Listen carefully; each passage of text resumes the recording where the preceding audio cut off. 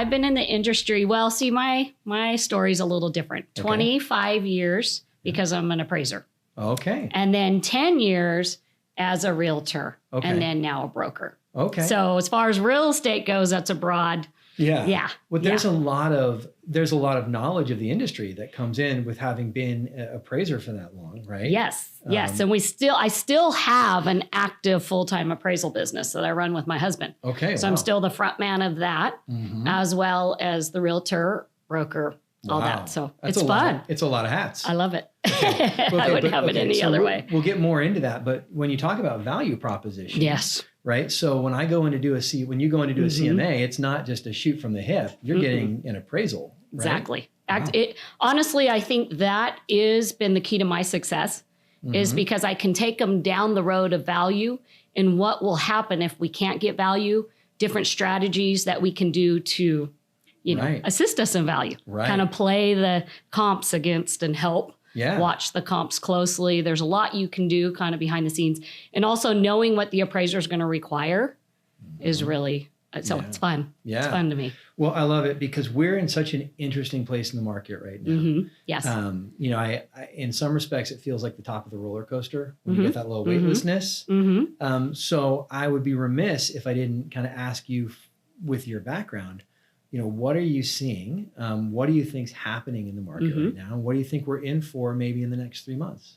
Yeah. So I think that it's super interesting to me because I definitely lived through the crash. And we were in the business prior to that as appraisers, and we've never done anything else this whole time. So we've been able to succeed through the slow time as well, which is really important.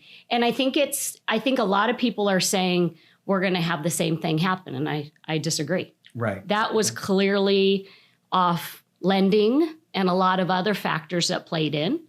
And I don't think that's the case currently. Yeah. So if I listen to the news, to be honest with you, I'm just as confused as everybody else. One says interest rates are going up.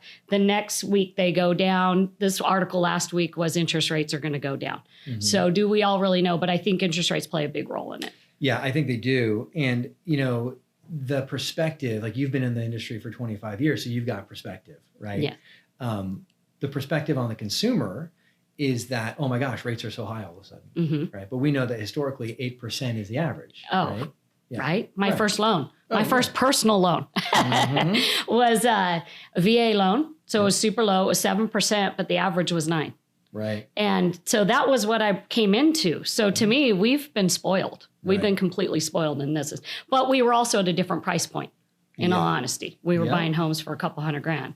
Yeah. So that was so for me, I think to answer your question, I think it's going to come down to, I think there's going to be pocket areas that get hit harder than others. And I think it's going to come down to, and this might be a little more unusual, but like certain areas have a really high tax rate and the newer homes have a higher tax rate.